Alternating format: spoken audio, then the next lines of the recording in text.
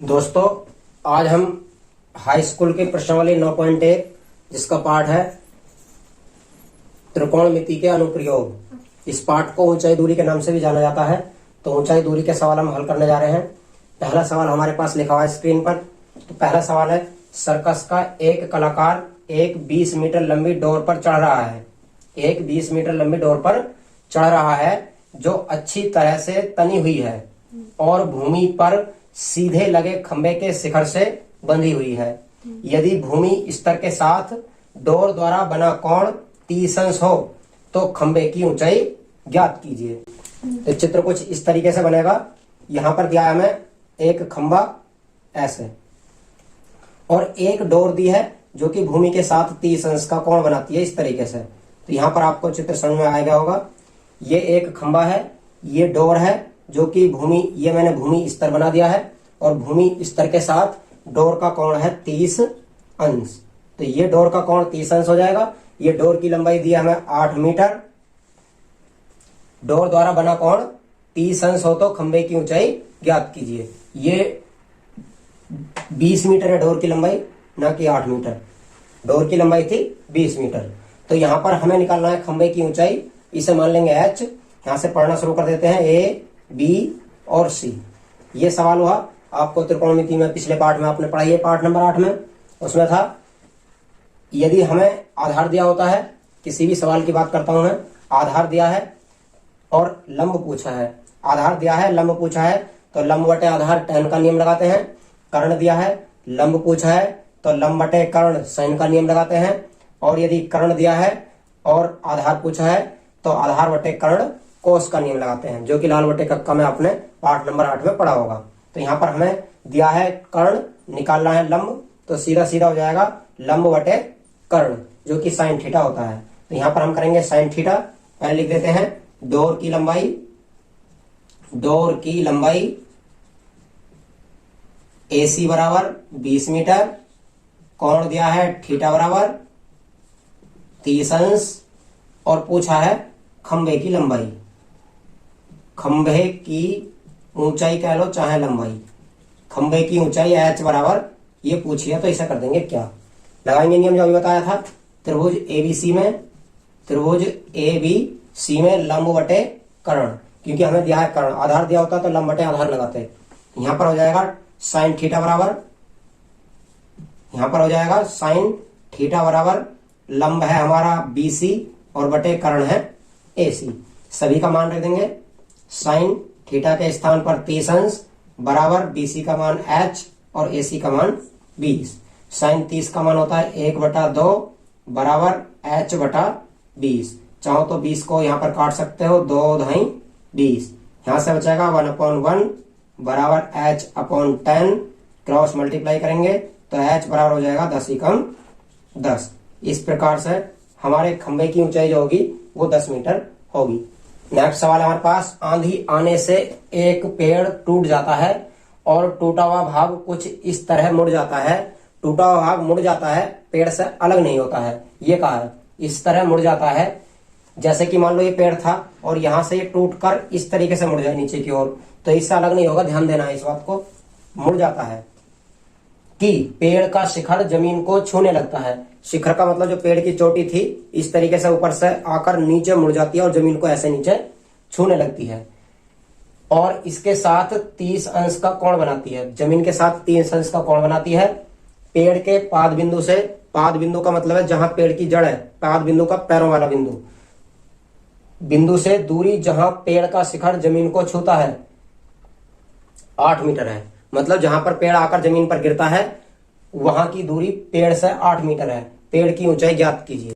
तो मान लेते हैं, माना ये हमारे पास इतना ऊंचा पहले पेड़ था, ये हमारा, माना इतना ऊंचा हमारा ये पेड़ था और ये यहां से टूटकर पिचक जाता है और पिचक कर ऊपर का भाग इस तरीके से जमीन पर आकर लग जाता है इधर। तो इधर जब ये नीचे गिरेगा आकर तो ऐसे कुछ इस तरीके से जमीन पर आकर टिकेगा और ये भाग मुड़कर ऐसे हो जाएगा, मतलब इस तरीके से। तो जब ऊपर से मुड़कर नीचे आ जाएगा तो ऐसा हमारा कोण बन जाएगा। ये हमने जमीन बना दी है और जमीन के साथ कोण दिया है पेड़ का 30 डिग्री और ये कहा है कि ये पेड़ का पाद बिंदु है। पेड़ के पाद बिंदु से जहां पेड़ जमीन को छूता है आकर वो 8 मीटर है। तो ये दूरी हो जाएगी हमारी 8 मीटर। और अब पूछा है कि पेड़ की लंबाई ज्ञात कीजिए। पेड़ तो यहां तक था, लेकिन जो ऊपर का भाग है, जो ऊपर का भाग है, ये भाग ऊपर का भाग ना रहकर अब यहाँ का भाग बना हुआ है। तो पेड़ की टोटल लंबाई जो होगी वो इस त्रिभुज का लंब होगा और इस त्रिभुज का कर्ण होगा, क्योंकि ये कर्ण यहाँ पर था पहले। ये दोनों जोड़कर जो होंगे वो पेड़ की लंबाई हो जाएगी। इसका मतलब है कि हमें इस त्रिभुज का कर्ण और लंब दोनों ही निकालने हैं।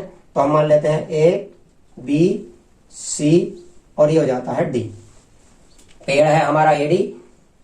एडी जो होगा, जो सीडी होगा वो ही एसी के बराबर होगा। यहां पर मान लेते हैं माना पेड़ की लंबाई बराबर एच मान लेते हैं और एच का मान हमें निकालना है। और दिया है पेड़ से जमीन को छूने की दूरी मतलब एसी, ये दिया है ए बी बराबर 8 मीटर और कोण थीटा बराबर 30 डिग्री। ये दो चीजें दी हैं। हल करते हैं। अभी बताया था मैंने पिछले सवाल में कि लंब बटे आधार दिया है, लंब निकालना है तो tan लगाएंगे, आधार दिया है कर्ण निकालना है तो कोस लगाएंगे। यदि कर्ण दिया होता है आधार निकालना होता है तब भी कोस ही लगता है। तो पहले त्रिभुज एबीसी में त्रिभुज लगाते हैं। त्रिभुज एबीसी में tan थीटा बराबर लंब बटा आधार, लंब है बीसी, आधार है एबी, लंब बीसी और आधार एबी, क्योंकि लंब बटा आधार हो जाएगा। tan थीटा के स्थान पर 30 अंश रखते हैं और बीसी का मान बीसी रहने देंगे क्योंकि नहीं दिया है। नीचे एबी का मान दिया है, एबी का मान 8 रख देंगे।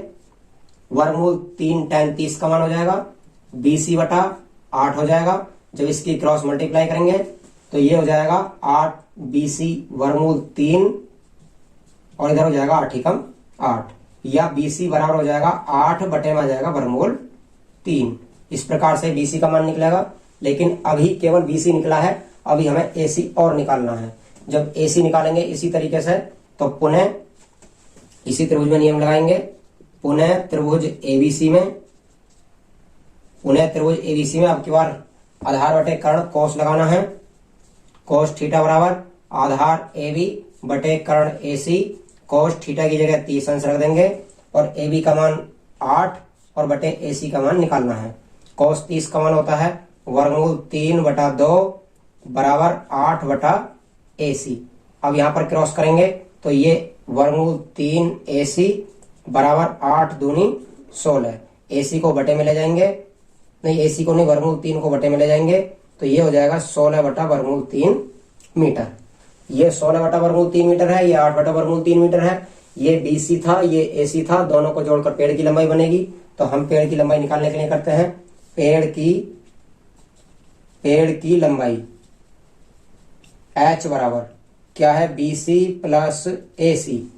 बीसी प्लस एसी पेड़ की लंबाई है और जो एसी है वो भी सीडी के बराबर है। तो यहाँ पर बीसी का मान रखेंगे, बीसी का मान 8 बटा वर्गमूल 3, एसी का मान रखेंगे 16 बटा वर्गमूल 3। दोनों का एलसीएम 3 आ जाएगा।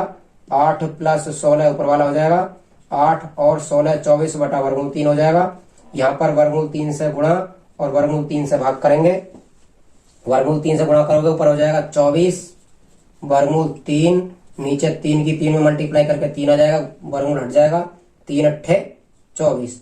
तो ये पेड़ की लंबाई आ जाएगी 8 वर्गमूल 3 मीटर। इस प्रकार से पेड़ की लंबाई हम ज्ञात कर लेंगे। यदि आपको पेड़ की लंबाई नहीं दिखाई दे रही है तो मैं ऊपर लिख देता हूं। पेड़ की जो लंबाई आई है एच बराबर वो आई है 8 वर्गमूल 3 मीटर। इस प्रकार से हम पेड़ की लंबाई ज्ञात कर लेंगे। तो नेक्स्ट सवाल हमारे पास, एक ठेकेदार बच्चों को खेलने के लिए पार्क में 2 फिसल पट्टी लगाना चाहती है। 5 वर्ष से कम उम्र के बच्चों के लिए वह ऐसी पट्टी लगाना चाहती है जिसका शिखर 1.5 मीटर ऊंचा हो और भूमि के साथ 30 अंश के कोण पर झुका हो, जबकि इससे अधिक उम्र के बच्चों के लिए वह 3 मीटर ऊंचाई पर एक अधिक ढाल की फिसल पट्टी लगाना चाहती है जो भूमि के साथ 60 अंश का कोण बनाती है। प्रत्येक स्थिति में फिसल पट्टी की लंबाई क्या होनी चाहिए? तो फिसल पट्टी क्या होती है? जो मेले वगैरह में जोकर होते हैं और ऊपर से बच्चे जो फिसल कर आते हैं, उस चीज को फिसल पट्टी बोला गया है यहाँ पर। तो फिसल पट्टी 2 प्रकार की है। एक पट्टी है जो कि 1.5 मीटर की ऊंचाई पर है, 1.5 मीटर की ऊंचाई पर है और ये जमीन के साथ 30 अंश का कोण बनाती है ऐसे। ये है 5 वर्ष से कम उम्र के बच्चों के लिए। और दूसरी फिसलन पट्टी जो लगाना चाहती है ठेकेदार, वो है 3 मीटर की ऊंचाई पर, वो है 3 मीटर की ऊंचाई पर, लेकिन ये जमीन के साथ 60 अंश का कोण बनाती है ऐसे। तो एक बार फिसलन पट्टी की लंबाई 1.5 मीटर है जो कि जमीन के साथ 30 अंश का कोण बनाती है। एक बार फिसलन पट्टी की ऊंचाई 3 मीटर है जो कि जमीन के साथ 60 अंश का कोण बनाती है। ये फिसलन पट्टी है हमारी। इसका मतलब इसकी लंबाई ज्ञात करनी है दोनों स्थितियों में। पहली स्थिति में लंब बटे कर्ण लग जाएगा, दूसरी स्थिति में भी लंब बटे कर्ण लग जाएगा। लंब बटे कर्ण होता है साइन, लंब बटे कर्ण होता है साइन। दोनों त्रिभुजों में साइन थीटा का नियम लगाकर फिसलन पट्टी की लंबाई ज्ञात कर लेंगे। ये मान लेंगे ABC और ये मान लो इसे PQR। मान कुछ भी लो, नाम मानने से कोई अंतर नहीं पड़ता है। पहली स्थिति में फिसलन पट्टी की लंबाई ज्ञात करते हैं। हमें पता है कि लंब दिया है, कर्ण हमें निकालना है क्योंकि फिसलन पट्टी तो यहाँ पर लगेगी। बच्चे यहाँ से आएंगे, फिसल कर नीचे की ओर और खेलते रहेंगे। तो इस प्रकार की पार्क में फिसलन पट्टी लगेगी। शुरू करते हैं। त्रिभुज ABC में क्या क्या दिया है हमें? जो BC है वो दिया है 1.5 मीटर। और नियम किसका लगाना है? साइन थीटा बराबर, साइन थीटा का होता है लंब और बटे कर्ण। BC लंब हो जाएगा और AC कर्ण हो जाएगा, लंब बटे कर्ण हो जाएगा। थीटा का मान दिया है यहाँ पर, साइन थीटा की जगह रख देंगे 30 अंश बराबर BC का मान 1.5 बटा AC का मान हमें निकालना है। तो साइन 30 का मान होता है 1/2, ये हो जाएगा 1.5 बटा AC। जब क्रॉस मल्टीप्लाई करोगे तो AC कम AC और 15 दूनी 30, पॉइंट है 1 के बाद। इस प्रकार से AC जो हो जाएगी वो 3 मीटर हो जाएगी। इसका मतलब ये हुआ कि 5 वर्ष से कम उम्र के बच्चों के लिए फिसलन पट्टी की लंबाई 3 मीटर होगी। यहां पर ये उत्तर लिख भी देंगे, 5 वर्ष से कम उम्र के बच्चों के लिए फिसलन पट्टी की लंबाई या पट्टी की लंबाई 3 मीटर होगी। दूसरी स्थिति दी है कि 5 वर्ष से अधिक उम्र के लिए 3 मीटर ऊंचाई पर है, तो फिसलन पट्टी कितनी होगी? अब इसमें करते हैं त्रिभुज PQR में भी साइन थीटा बराबर लगा देंगे। साइन थीटा लंब बटे कर्ण, मान रखेंगे साइन थीटा के स्थान पर 60 अंश दिया की बार। QR का मान 3 और PR का मान निकालना है क्योंकि PR फिसलन पट्टी है हमारी। साइन 60 का मान वर्गमूल 3/2, 3/PR। क्रॉस करेंगे, चाहो तो इस वर्गमूल 3 से इस 3 को वर्गमूल वार काट सकते हो। ये यहां से एक बार कट जाएगा, ये 1/2 बराबर वर्गमूल 3/PR। क्रॉस करेंगे तो PR बराबर हो जाएगा 2 वर्गमूल 3 मीटर। अर्थात 5 वर्ष से अधिक उम्र के बच्चों के लिए फिसलन पट्टी की लंबाई 2 वर्गमूल 3 मीटर होगी। यहां पर लिख देंगे 5 वर्ष से अधिक उम्र के बच्चों के लिए पट्टी की लंबाई 2 वर्गमूल 3 मीटर होगी। इस प्रकार से हमारे दोनों आंसर आ जाएंगे। चौथा सवाल हमारा, भूमि के एक बिंदु से जो मीनार के पाद बिंदु से 30 मीटर की दूरी पर है। मतलब भूमि का कोई बिंदु है और एक मीनार है। ये हमारी एक मीनार है और इससे 30 मीटर दूर इधर कोई बिंदु है जो कि यहां पर हमने मान लिया है। आगे दिया 30 मीटर की दूरी पर मीनार के शिखर का उन्नयन कोण 30 अंश है। मीनार का शिखर यह है और बिंदु यह है, दोनों का उन्नयन कोण 30 अंश है। मीनार की ऊंचाई ज्ञात कीजिए। मीनार की ऊंचाई ज्ञात करनी है। h क्या दिया है? आधार और लंब निकालना है। तो लंब बटे आधार किसका हो जाएगा? tan का। ABC, त्रिभुज ABC में क्या दिया है? हमें दिया है, इतना लिख सकते हैं, दिया है AB बराबर 30 मीटर और थीटा बराबर 30 अंश। हल करते हैं त्रिभुज ABC में। त्रिभुज ABC में tan थीटा बराबर लंब BC और बटा आधार AB। tan थीटा के स्थान पर 30 अंश है और BC का मान निकालना है जो कि h है और बटे में AB का मान 30 मीटर है। tan 30 का मान 1/3 होता है और h बटे 30 हो जाएगा। जब h की क्रॉस मल्टीप्लाई करोगे ऐसे तो ये वर्गमूल 3h बराबर 30 मीटर, या h बराबर 30 बटे में आ जाएगा वर्गमूल 3। इसमें वर्गमूल 3 से गुणा और वर्गमूल 3 से भाग कर लेंगे तो h बराबर जो आ जाएगा हमारा, h बराबर 30 वर्गमूल 3 और बटे में आ जाएगा 3 3 9, 9 का वर्गमूल आ जाएगा 3। 3 से काट देंगे 30 को 10 बार, h बराबर हो जाएगा 10 वर्गमूल 3 मीटर। अतः मीनार की ऊंचाई h बराबर 30 वर्गमूल 3 मीटर होगी। इस प्रकार से हमारा सवाल नंबर 4 हल हो जाएगा। सवाल नंबर 5, भूमि से 60 मीटर की ऊंचाई पर एक पतंग उड़ रही है। भूमि से 60 मीटर की ऊंचाई पर इस तरीके से कोई पतंग उड़ रही है 60 मीटर की ऊंचाई पर। आगे दिया है, पतंग में लगी डोरी को अस्थायी रूप से भूमि के एक बिंदु से बांध दिया गया है। भूमि के साथ डोरी का झुकाव 60 अंश है। मतलब एक यहाँ पर पतंग उड़ रही है तो पतंग की डोरी जो होती है सदैव टेढ़ी होगी, ऐसे सीधी तो पतंग नहीं उड़ेगी कभी भी ऊपर की ओर को। तो इसका मतलब है कि यहाँ पर पतंग है तो डोरी यहाँ पर होगी। और उन्होंने कहा कि भूमि के एक बिंदु से डोरी को बांध दिया गया है जो कि जमीन के साथ कितने अंश का कोण बनाती है, 60 अंश का कोण बनाती है। यह मीनार बनाती है, यह मानकर कि डोरी में कोई ढील नहीं है, डोरी की लंबाई ज्ञात कीजिए। मतलब ये डोरी है और ये कहा है कि डोरी बिल्कुल सीधी है, कोई डोरी में ढील नहीं है। तो मीनार, तो इसकी डोरी की लंबाई पूछिए। डोरी की लंबाई निकालने के लिए क्या करेंगे, यहाँ पर लंब दिया है, पूछा क्या, यहाँ पर लंब दिया है, पूछा क्या है, आधा कर्ण। यहाँ पर लंब दिया है, कर्ण पूछा है, तो लंब बटे कर्ण साइन थीटा का नियम लगा देंगे। त्रिभुज को मान लेंगे ABC। यहाँ पर दिया पतंग की ऊंचाई, पतंग की ऊंचाई यह है BC मानी हमने, वो है 60 मीटर। और एक दिया है कोण थीटा बराबर मान लेंगे 60 अंश। पूछा क्या है हमसे, AC डोरी की लंबाई, डोरी की लंबाई, डोरी की लंबाई पूछी है। और ये दिया है AC बराबर क्या, डोरी की लंबाई निकालने के लिए बताया था अभी। त्रिभुज ABC में साइन थीटा लगाएंगे, ये बता दिया था क्योंकि लंब दिया है, कर्ण निकालना तो लंब बटे कर्ण साइन थीटा होता है। लंब BC आधार AC, साइन थीटा के स्थान पर 60 अंश, BC के स्थान पर 60 मीटर। AC हमें निकालना है तो AC को AC रहने देंगे। साइन 60 का मान वर्गमूल 3/2 रखेंगे, 60 बटा AC ऐसे ही रहेगा।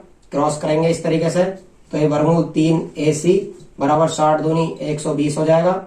वर्गमूल 3 को बटे में ले जाएंगे, 120 बटा वर्गमूल 3, वर्गमूल 3 से गुणा करेंगे, वर्गमूल 3 से भाग करेंगे। ऊपर हो जाएगा 120 वर्गमूल 3, नीचे 3 3 9, 9 पर लगा हुआ वर्गमूल तो 9 का वर्गमूल 3 ही रहेगा। 3 चौक 12, 0 का 0 उतरेगा तो AC बराबर आ जाएगा 40 वर्गमूल 3 मीटर। तो इसका मतलब है अतः पतंग की डोरी की लंबाई 40 वर्गमूल 3 मीटर होगी। इस प्रकार से हमारे पहले 5 सवाल हल हो जाते हैं। बाकी अन्य सवाल नेक्स्ट वीडियो में कवर करेंगे। तो यदि आपको ये सवाल सभी समझ में आए हैं और वीडियो अच्छा लगा है तो वीडियो को शेयर करें और चैनल को सब्सक्राइब करें।